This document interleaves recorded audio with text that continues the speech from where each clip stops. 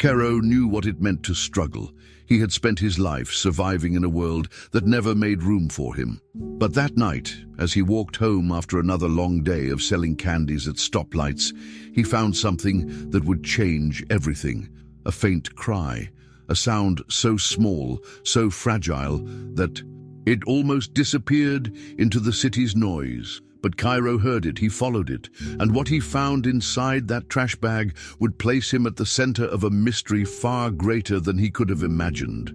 Two newborns, abandoned like garbage. But why? Who would do such a thing? Kairo had seen cruelty before, but this was different. These babies weren't just unwanted, they were meant to disappear. And when powerful men in suits start asking questions, offering money for silence, Kairo realizes the truth. Someone out there wants to erase them from existence.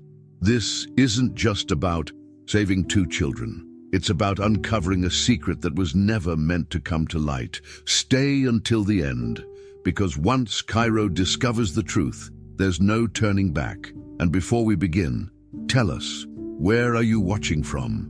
Kairo's footsteps echoed faintly as he navigated the dimly lit streets, his small hands clutching the few coins he had earned from selling candies at the traffic lights.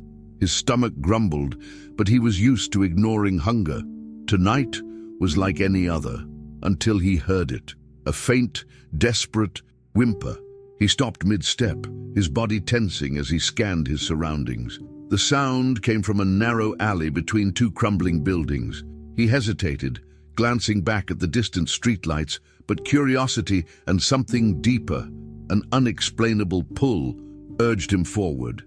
His heartbeat quickened as he moved closer, his thin fingers tightening around the strap of his worn-out bag. As he stepped into the darkness, the whimpering grew clearer.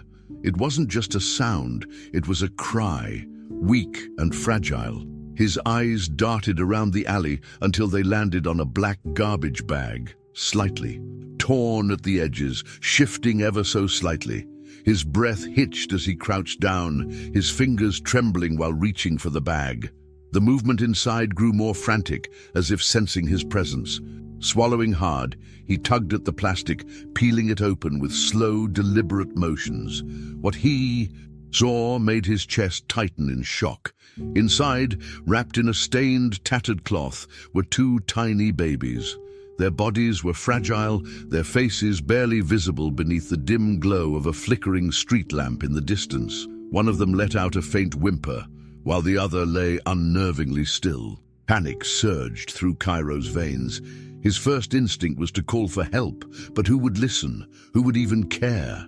He glanced over his shoulder, scanning the alley for any sign of whoever had left them there, but the silence was deafening. No footsteps, no shadows lurking in the distance. Whoever had abandoned them was long gone. Kairo's mind raced. He knew he couldn't leave them there.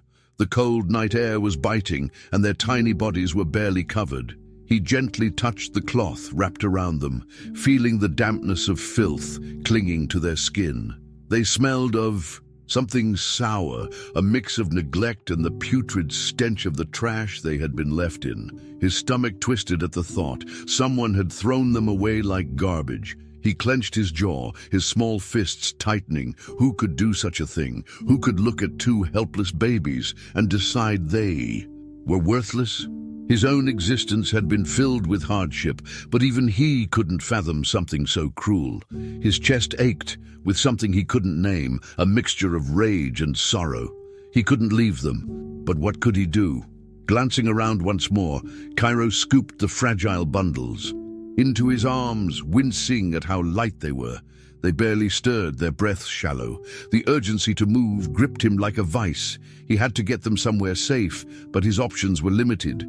His home, a cramped, single-room shack where his grandmother barely managed to feed both of them, was not ideal. But what choice did he have? He turned on his heel and hurried out of the alley, his heart pounding. Each step felt heavier, his mind already swimming with 1,000 questions. He needed answers, but first, he needed to make sure these babies didn't die in his arms. The city stretched before him, indifferent and unknowing of the miracle he carried. He kept his head down, his arms wrapped tightly around the newborns as he navigated familiar paths, avoiding the eyes of strangers.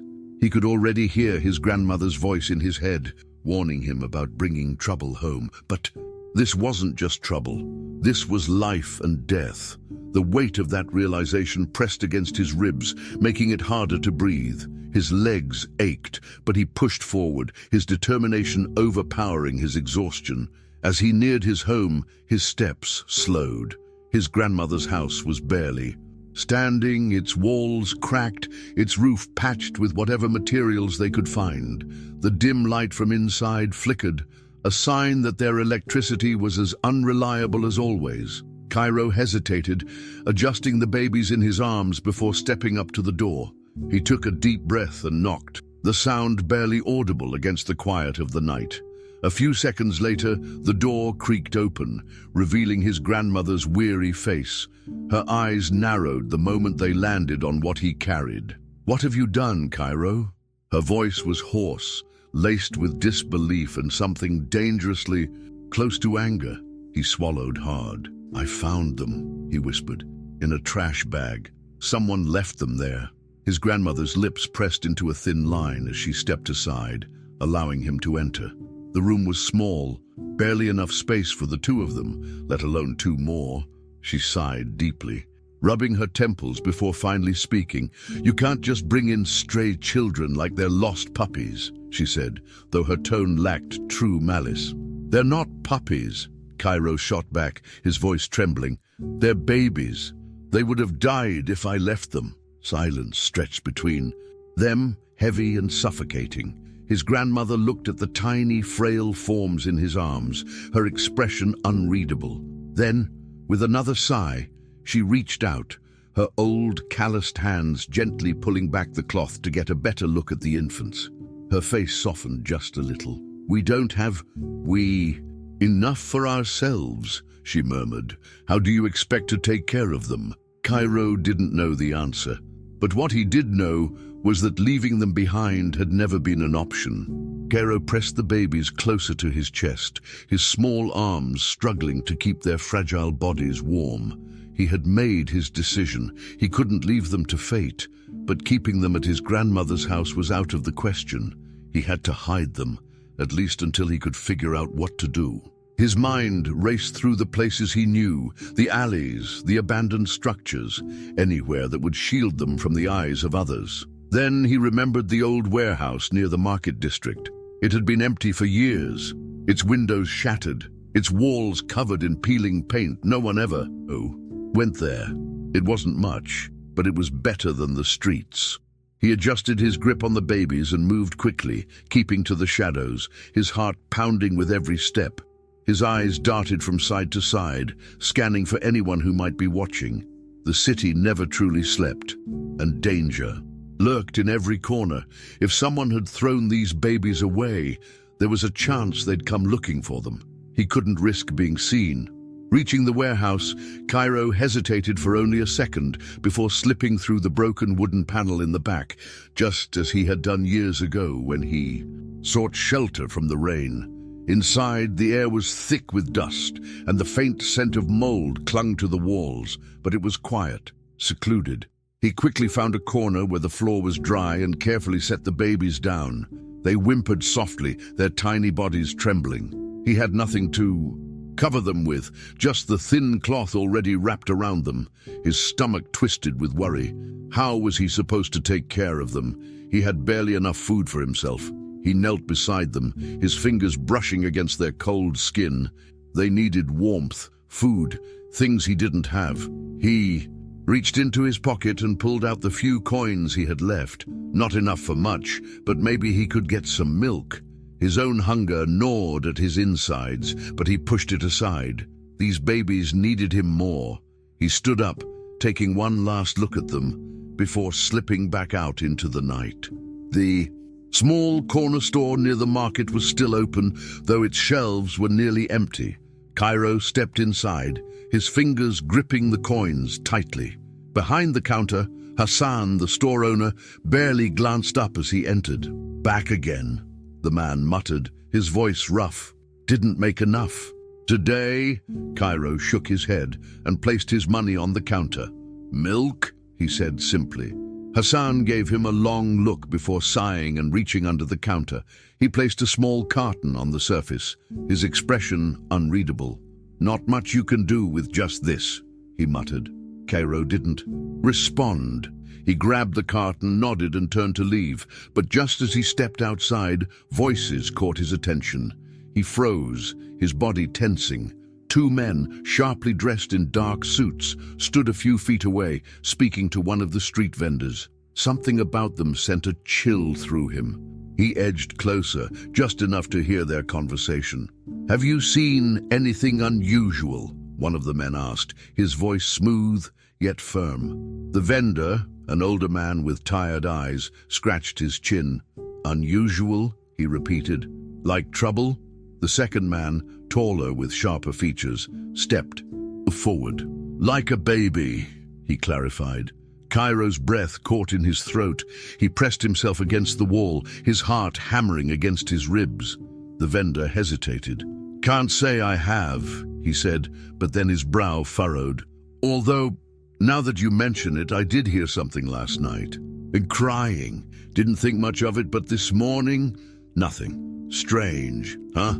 The men exchanged glances. The taller one reached into his pocket and pulled out a wad of cash, slipping it into the vendor's hand. "If you hear anything else, you let us know," he said, his voice laced with something that made Kairo's skin crawl. Kairo knew immediately. These men weren't police. They weren't social workers or anyone looking to help. They were searching for the babies, and that meant one thing. Whoever had abandoned them hadn't done so out of desperation. There was something else, something dangerous. And now he was in the middle of it. He backed away slowly, careful not to make a sound. His mind was already racing with what he needed to do next. He couldn't stay at the warehouse. If they were asking questions here, it wouldn't take long before they started looking deeper. He had to disappear. And fast. He turned on his heel and hurried back toward the warehouse, gripping the milk tightly in his hands. His pulse thundered in his ears, but his mind remained clear. He had made a choice. Now he had to live with it. Back at the warehouse, he slipped inside and rushed to the babies, their tiny bodies still curled up, unaware of the danger looming over them. He knelt down, gently lifting one into his arms. "You're not safe here," he whispered, more to himself than to them. He opened the milk carton, carefully dipping his fingers in and pressing them against the smallest baby's lips. The child sucked weakly, barely responding. It wasn't enough. He needed a bottle, something proper, but he had no money left. His chest ached with frustration. He had saved them from dying in the trash, but what if he couldn't save them from starving? His mind raced with ideas, but each one seemed more impossible than the last. As the night stretched on, Kairo barely slept. Every creak, every distant voice outside made his stomach tighten. He kept replaying the vendor's words in his head. The crying had stopped. That meant whoever abandoned the babies might realize they were missing. And if those men weren't here to help, then they were here for something else, something Kairo didn't want to understand. His fingers tightened around the cloth wrapped around the babies. He couldn't let them take them. No matter what, he had to keep them safe. And for that, he had to stay ahead of whoever was looking. Kairo stepped onto the worn steps of the church, adjusting the strap of his bag as he glanced around cautiously. He couldn't afford to draw attention to himself, but he needed information. His mind was spinning with everything he had overheard the night before. Those men, whoever they were, weren't just looking for any lost children. They were looking for these babies, and if someone wanted them gone badly enough to pay people for information, then there had to be a reason. Taking a deep breath, he pushed open the heavy doors. Stepping inside, the scent of old wood and burning candles filled the space, but he barely noticed. His eyes locked onto the priest at the altar, an older man with weary eyes and a slow gait. Kairo walked up, keeping his expression carefully neutral. "Father," he began, his voice controlled but hesitant enough to seem natural. "I need help, my little brothers." They're just babies, and I don't know what to do." He forced a nervous shift in his stance, making sure the desperation in his voice sounded real. "I think my mom left them, and I don't know if she's coming back." The words tasted bitter in his mouth, but if he wanted answers, he had to play the part. The priest studied him for a long moment before nodding, motioning for Kairo to follow. "Come," he said simply, leading him toward a side room lined with wooden chairs. The quiet hum of prayers from another part of the church barely registered as Kairo sat down, forcing himself to stay still. The priest settled across from him, folding his hands together. "You said your mother left them," he asked, his voice gentle but firm. Kairo hesitated just enough to make it believable before nodding. "I don't know why," he said, lowering his gaze. "She was scared, I think." He looked up then, searching the priest's face for any sign that he might have heard something, anything that could help. The older man sighed, rubbing his chin. "Last night, there was a woman," he admitted. "One of the sisters saw her outside crying near the alley. She looked lost, desperate." He frowned slightly. "But by the time someone went to check, she was gone." Kairo's stomach tightened. If the babies had been left in that alley, then there was a chance their mother hadn't wanted to abandon them. Maybe she had been forced. The thought unsettled him. He needed to find her, to understand what was really happening. But before he could ask another question, the priest spoke again. "If she's your mother, son, maybe she's looking for you too." Kairo nodded quickly, standing up. "Thank you, Father," he said, not wanting to linger any longer than necessary. He turned toward the exit, his mind already racing with possibilities. If the woman had been seen near the alley, then there was a chance she was still nearby. He just had to figure out where. But as he stepped out of the church and onto the street, something made his breath catch in his throat. Across the road, two men in dark suits stood near a fruit stand, speaking in hushed tones. One of them gestured toward the direction of the market, his expression unreadable, but Kairo recognized him instantly. He was one of the men from last night. His chest tightened as he turned quickly, ducking behind a parked cart. "They're getting closer." He clenched his fists, cursing under his breath. If they were still asking questions, it meant they hadn't found the babies yet. But they were looking in the right places. He had to move. He had to get to the warehouse before they did. Kairo wove through the crowded streets, his pulse hammering in. His ears as he kept his head down. The usual bustle of people moving from stall to stall barely registered. His thoughts were fixed on one thing: getting to the warehouse before they did. He took the back route, slipping through narrow alleyways, his muscles tensing with every step. When he reached the final turn, he stopped abruptly, pressing himself against the brick wall as he peered around the corner. His blood ran cold. The warehouse entrance was no longer empty. The same two men stood just outside, speaking to someone Kairo couldn't see. One of them pulled something from his pocket, his hand curled around it, and though Kairo couldn't see exactly what it was, the vendor from earlier had mentioned they were handing out money. He felt his stomach drop. Someone must have given them a lead. They know. His breath came shallow and sharp as he watched one of the men push the door open and step inside. His body reacted before his mind could catch up. He turned, sprinting back the way he came. His mind raced through the options. He couldn't go in. If they found him, it was over. He had no way to fight, no way to out-talk them, but he had to get to the babies first. He circled around the back, gripping the edges of the broken panel he had squeezed through before. His fingers trembled as he pulled himself up, barely slipping through without making a sound. Inside, his heart pounded. The babies were still there, curled up where he had left them, their tiny chests rising and falling in shallow breaths. Relief barely had time to settle before he heard the creak of footsteps at the entrance. His body tensed. They're inside. He crouched low, his mind screaming at him to move. But where? The warehouse had no real exits aside from the front, and the men were blocking it. He gritted his teeth, trying to think, trying to plan. Then a voice cut through the silence. "We know someone took them." one of the men said, his tone sharp. "We know they didn't just disappear." Kairo felt his heartbeat in his throat. He didn't know what these men wanted, but the way they moved, the way they spoke. It wasn't like they were searching to help. They weren't afraid of what they might find. They were confident, like they knew something the rest of the world didn't.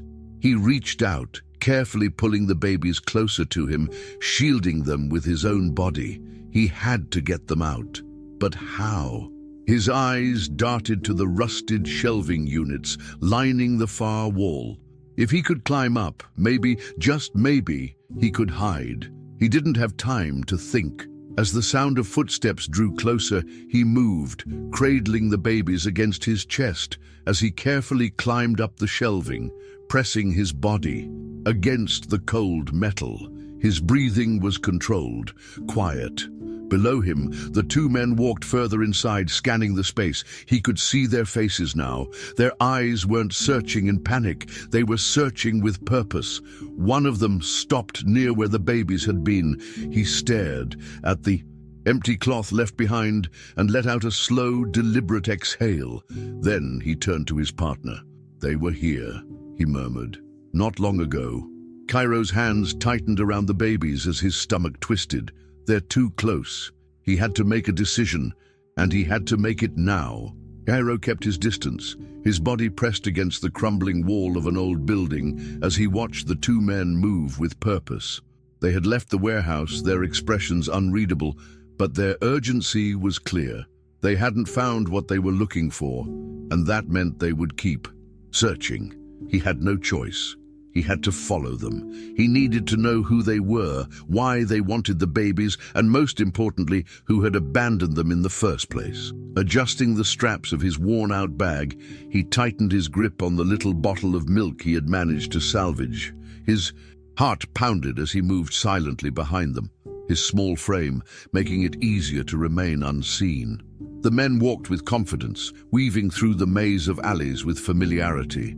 They weren't just searching blindly, they knew exactly where they were going. That realization sent a chill down his spine. Whoever they weren't just hired muscle. They had power, connections, and that meant the danger was far greater than he had imagined. The men stopped in front of a sleek black car parked on the side of an upscale street, a stark contrast to the broken-down world Kairo knew. He crouched behind a pile of discarded crates, straining to hear their conversation. One of them pulled out a phone and spoke in a low, controlled tone. "We've checked the area. No sign of them." A pause. Then the man's jaw tightened. "Understood. We'll keep looking." He ended the call and turned to his partner. "They're getting impatient." His partner scoffed, adjusting his suit. What did they expect? The mother was supposed to handle it, but she lost her nerve. Kairo's breath hitched. The mother. His mind reeled with questions, but the pieces were starting to form a picture. These men weren't just after the babies. They were cleaning up a mess. Someone had wanted them gone. But why? His fingers curled into fists as he forced himself to remain calm. He needed more. He had to find the mother. Kairo stayed low, his instincts guiding him as he tailed the men to a high-end residential building. The stark white walls and massive gates screamed wealth, the kind of money he had only ever seen from a distance. He had no business being here, but that had never stopped him before. He watched as the men entered the building, flashing identification to the guards. He was running out of time.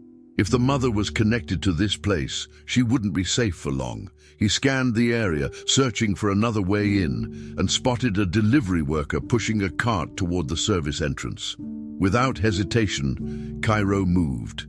He slipped in behind the man, staying close, his small frame going unnoticed. Once inside, he ducked into a narrow hallway, listening carefully. Footsteps echoed above him. The men were talking to someone. He crept forward, peeking through the stair railings, and saw her. She was younger than he expected, barely older than a teenager, with hollow eyes and a frail frame. Her hands trembled as she wrung them together, her back pressed against the wall. One of the men towered over her, his voice sharp but eerily calm. "You had one job," he said. "We made it simple, and yet Here we are. The woman shook her head, her voice barely above a whisper. I couldn't do it, she choked out. They're my babies. The other man sighed, rubbing his temple. And now they're missing, he muttered. You understand what that means for you? Kairo clenched his jaw.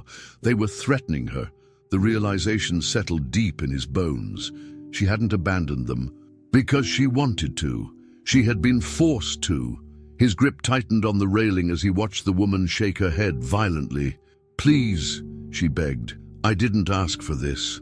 I just wanted to keep them safe. The first man's eyes darkened. You were given a chance to walk away, and you wasted it.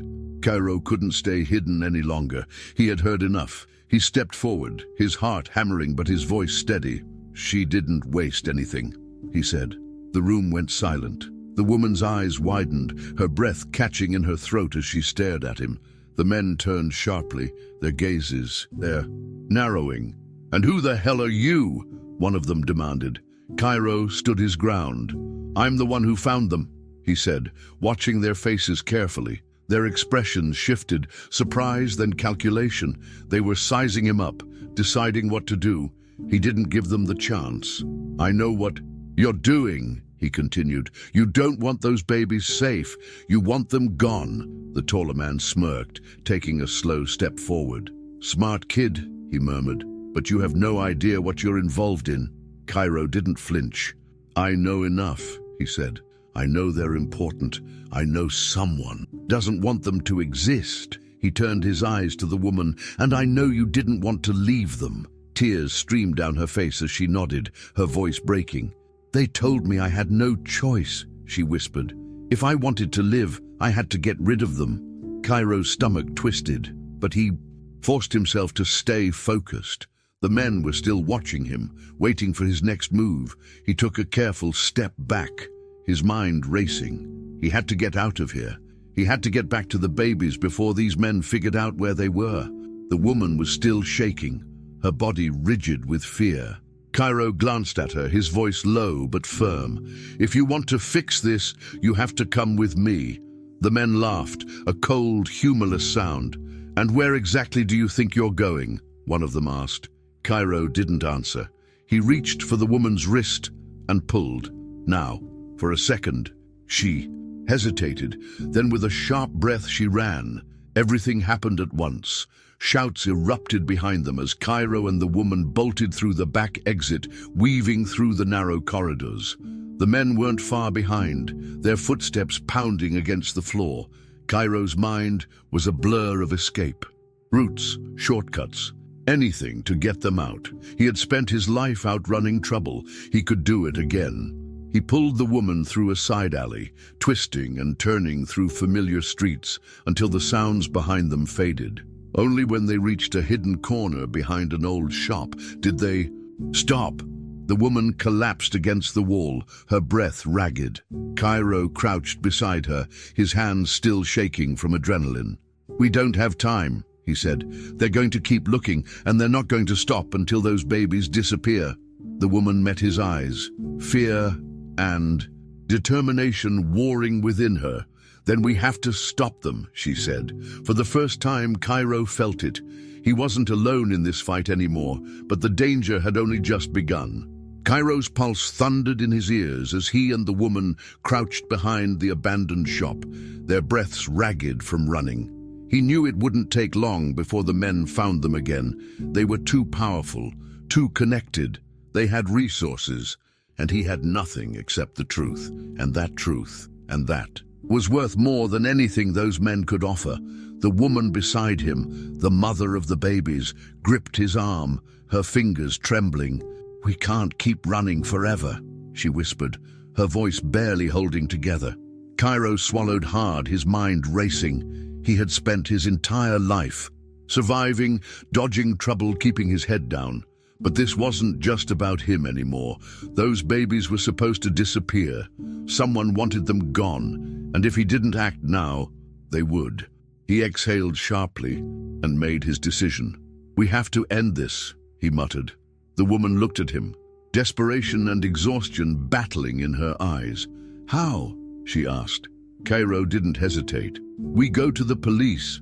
Before she could respond, the deep, methodical sound of approaching footsteps made Kairo's stomach clench. He turned his head slowly and saw them. The men in suits had found them. They didn't look rushed or panicked. They had known all along that Kairo and the woman had nowhere left to run. The taller of the two adjusted his cuffs, his face impassive, almost bored. "You've given us quite the chase," he said, his tone cool. His partner stepped forward, a briefcase in one hand. "You're lucky," he said, his voice smooth, practiced. "There's still a way out of this." He turned to the woman, lifting the briefcase slightly. "Take the money. Disappear. Forget they ever existed." He opened it just enough for her to see. Stacks of crisp bills, more than either of them had ever seen in their lives. "This is your last chance," he continued. "You walk away, and this all goes away. No more running. No more looking over your shoulder. No more problems." The woman's breath hitched, her eyes locked on the money.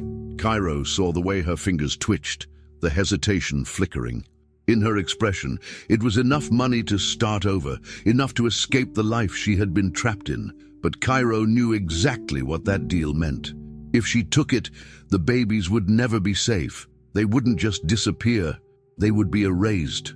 "Don't," Kairo said, his voice firm, cutting through the moment. The woman flinched, tearing her gaze away from the money to look at him. "If you take it, they win," he pressed. "Those babies, your babies, they'll never get a chance. They'll be nothing." He turned his sharp gaze to the men. "And that's exactly what you want, isn't it?" The DUR shorter man smirked. "You're a smart kid," he admitted, "but this isn't your fight. Take your little moral victory and walk away. You'll sleep better at night." Kairo shook his head, his jaw tightening. "You don't care about them," he said. "You only care about keeping secrets." He could feel the weight of the woman's stare, the war waging inside her. She was scared. She'd been running for so long, hiding for so long, but he wasn't going to let her make the wrong choice. "You're their mother," he said, lowering his voice. "You can't sell them away." Her lip trembled, and for a long moment, she said nothing. Then, finally, she let out a shaky breath and turned to the men. "No," she said. Her voice was weak, but unwavering. "I won't take it." The air seemed to shift. The taller man's expression darkened, his patience wearing thin. "You're making a mistake," he warned.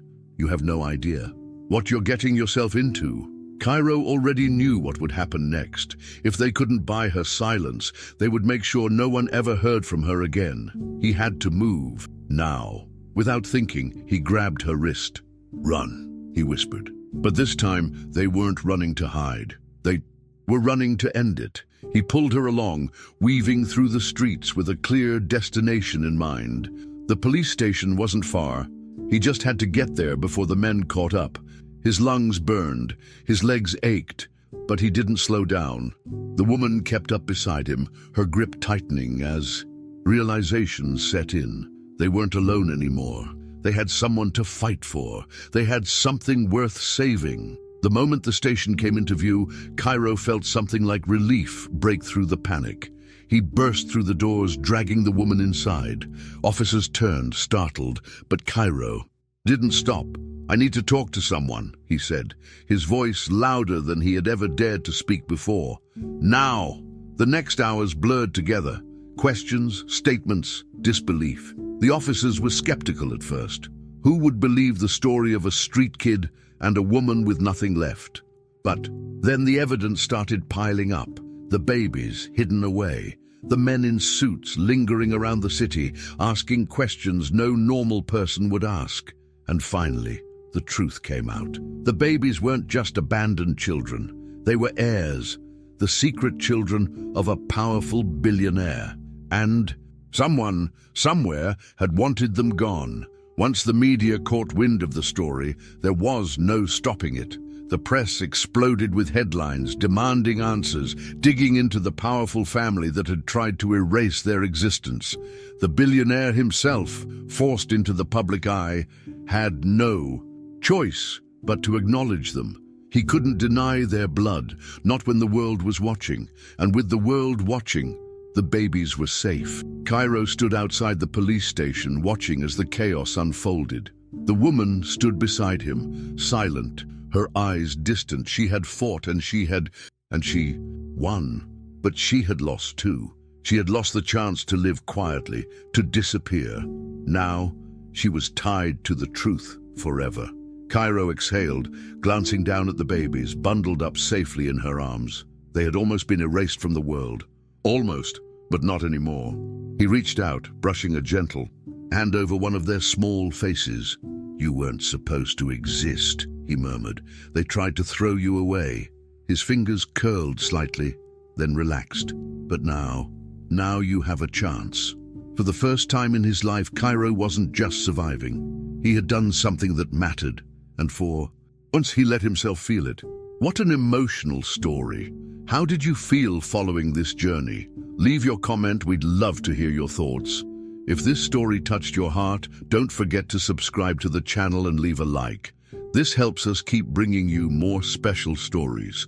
Every video is made with great care and dedication, and your support makes all the difference. Thank you for being part of this community, and see you next time.